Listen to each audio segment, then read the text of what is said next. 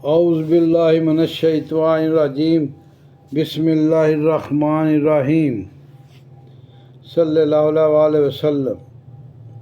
السلام علیکم ورحمۃ اللہ وبرکاتہ۔ ناظرین، میں نعیم بٹ اسیر جدہ اخبار نامہ میں آج 12 اکتوبر 2024 کی جنگ اخبار میں چھپنے والا پیشہ نظر وجاہت مسعود دھونکل شریف کا مرید اور اقبال احمد کی نصیحت۔ خطہ پاکستان بالخصوص منطقہ پنجاب تاریخ انسانی میں فروغ شرافت کے لیے جانے جاتے ہیں۔ اس وادی سرسبز و آب و شیریں میں ہر دوسرا قصبہ اور ہر تیسرا گاؤں شریف کے لاحقے سے متصف ہے۔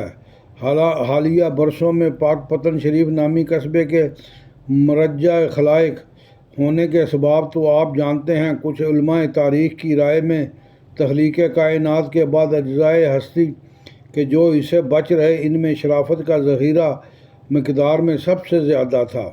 حکم ہوا کہ یہ غیر مرئی برادہ پنجاب میں مدنی ذخیرے کے طور پر شامل کر دیا جائے۔ اگرچہ کچھ بدخواہ آپ کے نیاز مند کو باوجہ شریف نہیں گردانتے، لیکن حال من برشما پوشیدہ نیست ربا میرے حال دا محرم تو۔ 60 برس پہلے ہمارے ضلع کی 3 تحصیلیں تھیں، گوجرانوالا، حفظ آباد اور وزیر آباد۔ آپ کی دعا اور محکمہ پولیس کے تعاون سے ہر تحصیل مخصوص جرائم نیز خانگاہوں کے لیے جانی جاتی تھی۔ وزیر آباد سے کوئی 15 میل کے فاصلے پر دھونکل شریف کی درگاہ واقع تھی۔ میرے بزرگ اسی چشمہ معرفت سے رشتہ عقیدت رکھتے تھے۔ کوئی 10 برس کی عمر میں پہلی بار عرس شریف میں شرکت کا موقع ملا۔ اللہ ایک طرف جلتے سورج تلے میلے کپڑوں میں ملبوس افتادگان خاک کا جمع غفیر تھا، جن کی شکم پری کے لیے شلجم اور چنے کی دال کا ملغوبہ پک رہا تھا۔ کچھ دور مرغ مسلم اور دیگر نعمتوں کی دیگیں قطار اندر قطار بہار دے رہی تھیں۔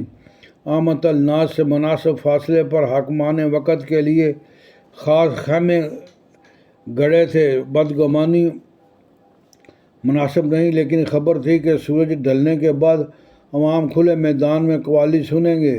زوما کے خیموں میں اہتمام کے بارے میں قیاس کن زگستان من بہار مراحی کا سہارا میسر تھا۔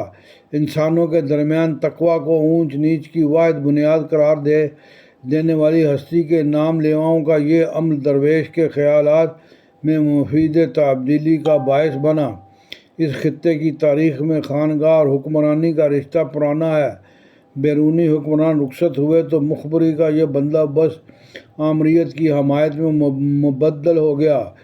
5 مارچ 1988 میں ایک صاحب کو ستارہ امتیاز پانے کے لیے ہندوستان سے پاکستان آنا تھا۔ خبر آئی کہ ایک محرم اقتدار مولانا صاحب جنرل ضیاء سے شکوہ کرنے تشریف لے گئے کہ صدر مملکت نے ایئرپورٹ پر بنفس نفیس ہندوستانی پیر صاحب کا خیر مقدم کیوں نہیں کیا۔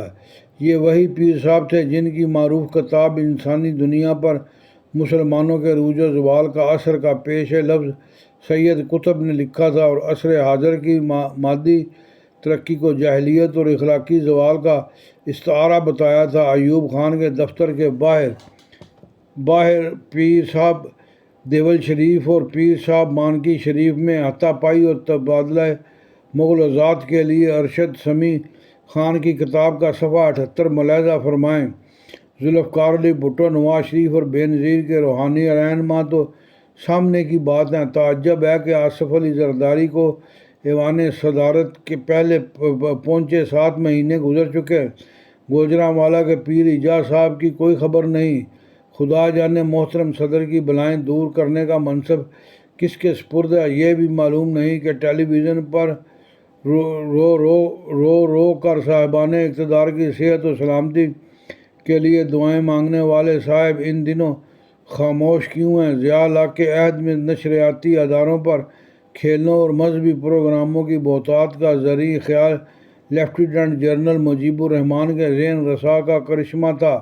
باکسر محمد علی اور انوکھی پہلوان کے قصوں سے اخبارات کے صفحے سیاہ کیے جاتے تھے۔ گزشتہ دنوں اسی طرح کی ایک ہستی کا ملک عزیز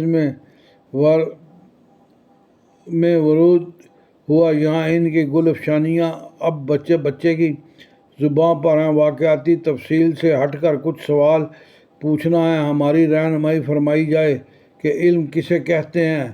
یہ معلومات مشاہدے اور مہارتوں کی مدد سے علت اور معلول میں تعلق دریافت کرنے کی جستجو ہے، یا بخشدہ روایات کو دہرانے کی مشق؟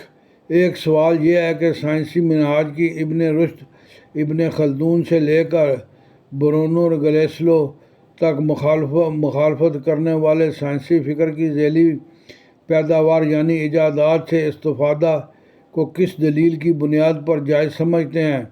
ہم نے تو یہی دیکھا ہے کہ علم اور انکسار میں ناگزیر تعلق ہے۔ علم میں جس قدر ترقی ہوتی ہے، کم علمی کا احساس اپنی قدر فزوں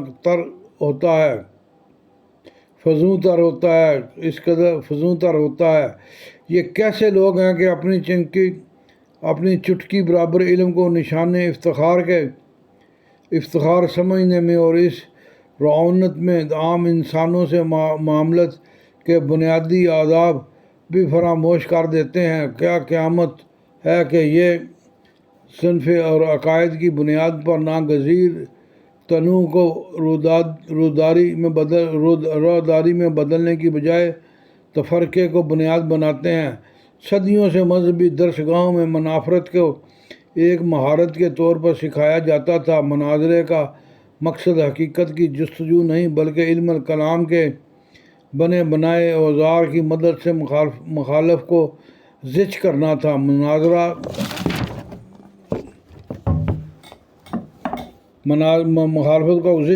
مناظرہ ایک گزری ہوئی دنیا کا نشان ہے۔ یہ مکالمے کا عہد ہے، ایک دوسرے کے نقطۂ نظر کو سمجھتے ہوئے متنوع مفادات کو اس طریقے سے مرتب کرنا کہ دنیا میں ناگزیر اختلافی زاویوں کو مشترکہ فائدے کی صورت میں دی جا سکے۔ درویش نوجوان میں انگرسول اور جیکب مکابے کی تحریروں پر لولوٹ تھا۔